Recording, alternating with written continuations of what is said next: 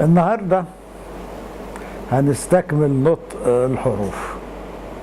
احنا اول ما ابتدينا سلسلة الدروس ديت قلنا ان بعض الحروف ليها اكتر من نطق، وان احنا في البداية مش هندي جميع التفصيلات، انما هندي النطق الاساسي بتاع كل حرف.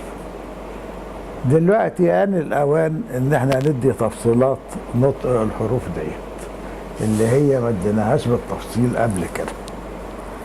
حرف فيتا ينطق به إذا جاء قبل حرف ساكن، أي إذا لم يأتي بعده حرف متحرك، أو إذا جاء في آخر الكلمة. مثلا نيب تنطق نيب ومعناها سيد. وبالمناسبة الكلمة ديت يرجح إنها أصل كلمة نبي اللي موجودة في اللغة العربية.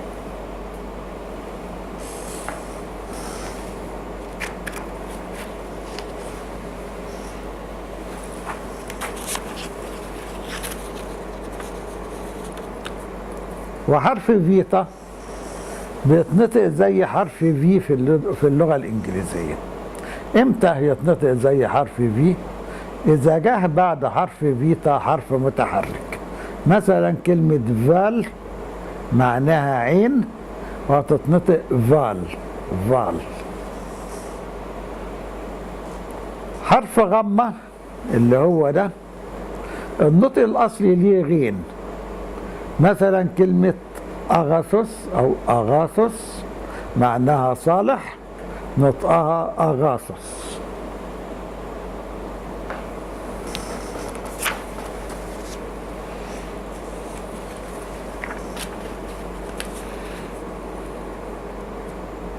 ولكن حرف غمة مش دايما بيتنطق غين. إذا جه بعد حرف غمة حرف من الحروف اللي موجودة ديت هيتنطق جيم. مثلا ديت تتنطق جي.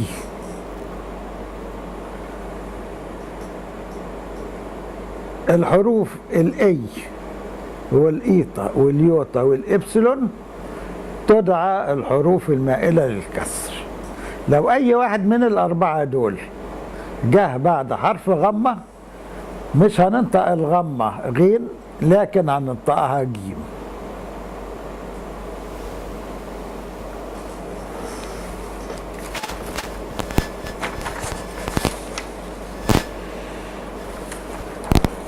احيانا حرف غمة بيتنطق زي حرف النون. امتى؟ لو جه بعد حرف غمة حرف من الحروف ديت هننطق الغمة نون. دي بنسميها الحروف الحلقية. الحروف الحلقية اللي هي الغمة والكبة والإكسي والكي. المثال بتاعنا كلمة أنجيلوس، عندنا 2 غمة هنا. أول واحدة فيها بيتبعها حرف غمة زيها يبقى هتتنطق نون.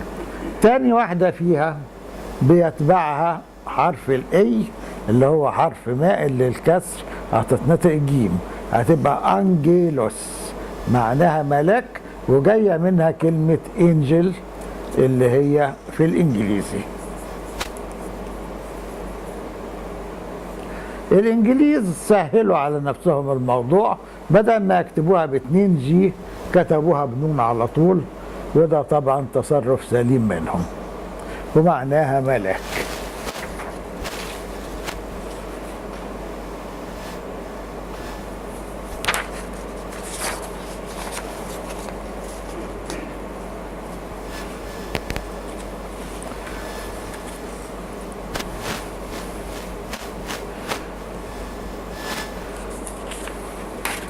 حرف دلتا بيتنطق زي حرف الذال، والكلام ده في النطق الحالي بتاع الكنيسة. هو زمان كان دال عادية واللغة المصرية ما كانش فيها ذال، بس لما الكنيسة استعارت النطق من اللغة اليونانية الحديثة في القرن ال19 لقيتهم بينطقوا الدلتا ذال فنطقوها ذال. مثلا كلمة زوكسة، زوكسة حاليا معناها مجد، تتنطق زوكسة، والحرف ده بيتنطق زي حرف دال إن كان في اسم علم. يعني ديت دافيد، تتنطق دافيد ومعناها داوود، اسم علم، اسم داوود. وهنلاحظ هنا ان حرف الابسلون اتنطق زي الفي، عشان احنا عندنا حرف الابسلون لو جه بعد الفا او بعد اي بيتنطق زي الفي، يبقى دافيد.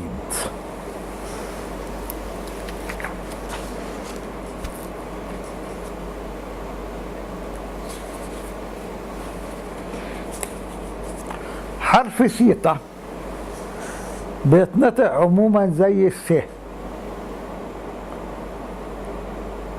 زمان كان بيتنطق ته او طه، دلوقتي برضو احنا بننطقه زي الس، متأثرين بالنطق اليوناني الحديث. مثلا كلمة ثون معناها أين، ولكن حرف سيتا ينطق أحيانا زي حرف الته أو الطه. إمتى؟ لو جه في اسم علم. يعني مثلا